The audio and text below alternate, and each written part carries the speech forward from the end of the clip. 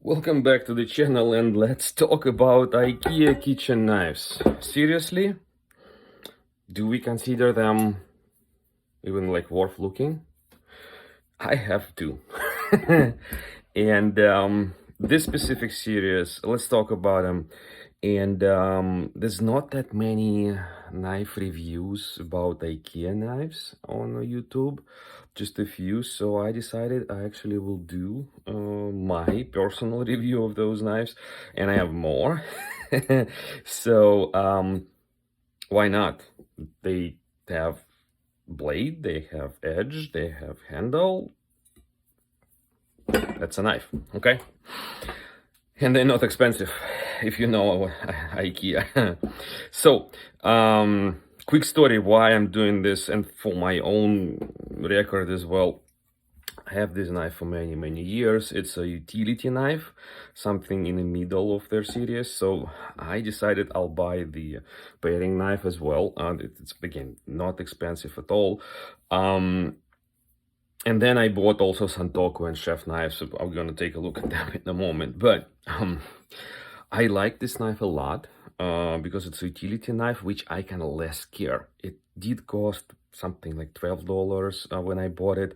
It's a full metal construction like Global, of course. It's a relatively okay steel, okay blade. And again, as I said, I didn't really care much about this knife. I just hone it from time to time, sharpen it from time to time. I can put it into dishwasher. I don't really care because it's a full metal construction. As I said, there's no handle. I don't care about this beautiful sharpness of this knife. It's a knife, utility knife for dirty work in my kitchen. I don't even cut with this knife on a cutting board at all. So it does work perfectly, does the job, and so on. It has a very thin edge. That's what I like about this knife. So I just really need to hone it a little bit, and it's kind of sharp again. I bought this knife. I thought it's gonna be a nice utility knife, and it is not. To be honest, no, I don't like this knife. First of all, it is a relatively thick behind the edge. So anytime it goes a little bit dull, it just doesn't cut anymore. It doesn't cut the wedges anymore. I have to keep it sharp.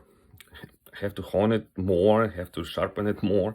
Plus, it has this very sharp heel here. So the like a paring knife, I used to hold it like this and do some I don't know, vegetable cleaning with running water.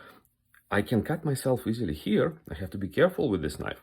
A tip is fine, but it's relatively not, well, mid-size paring knife. And the handle becomes a little bit heavier for the job. So I'm not happy with this knife. What I want to do, I want to open up Santoku and chef's knife and compare how they constructed towards this knife and this knife. That's what I want to do today, real quick.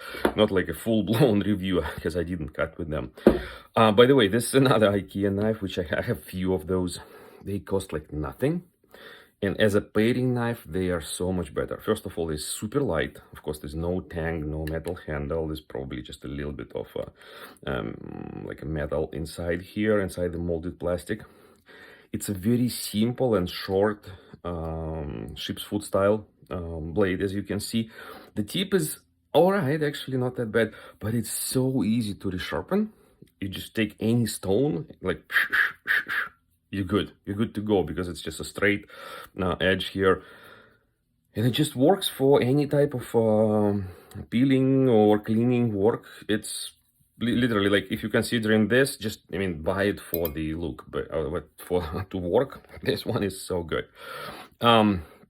Okay, let's take a look at a couple more knives which I have from IKEA. Let's start with the Santoku. Here we go, Santoku. I did cut this package open. So let's take a quick look. By the way, it comes completely sealed.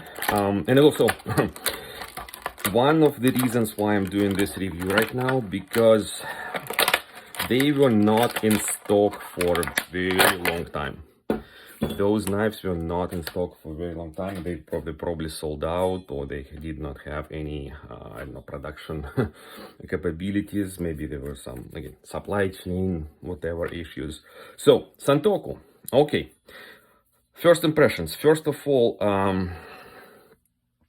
it's a relatively small Santoku, as you can see. If you compare it to typical Japanese Santoku, even like Misen is like way larger. We see that the handle becomes larger and larger.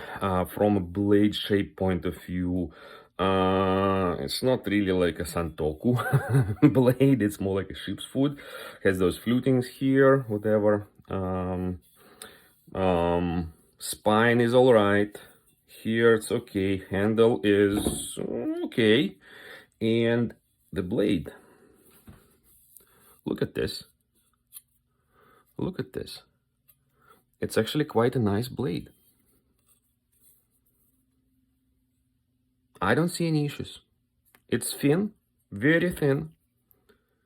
And it is, yeah, it's way thinner than this knife. It's really thin. The edge created all right. I don't feel any specific burr here. And should be, yeah, it's kind of like a shaving sharp from out of the box. Okay, good, great. It comes with this, and by the way,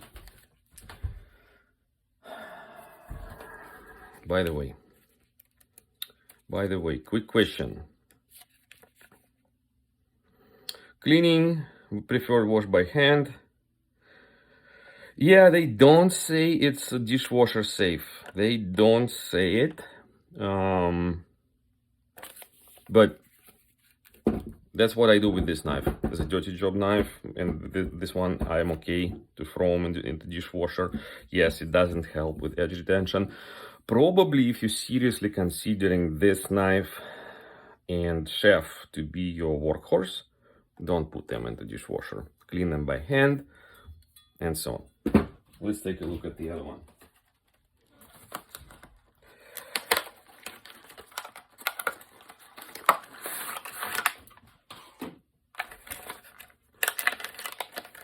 Boom. It's a big one. Good. 1, 2, 3. Same here. Wow.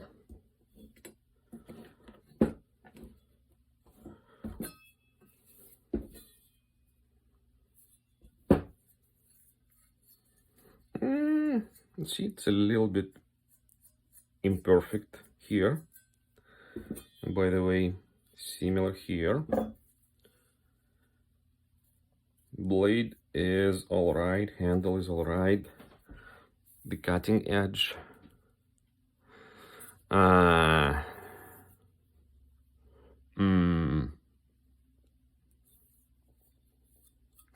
so it looks thicker than Santoku. Santoku is really thin. The edge is created a little bit uneven. So a little bit of imperfections here. And the tip is kind of like a one-sided tip. But okay, sharpness-wise, I think it's quite well sharpened. Okay. Again, let's make a quick summary here. Good knife. Okay, utility knife. Good knife. Good knife. Not very good knife. Okay knife. All right. If you're thinking about the sizes, here we go. It's IKEA ruler for you. We're talking about,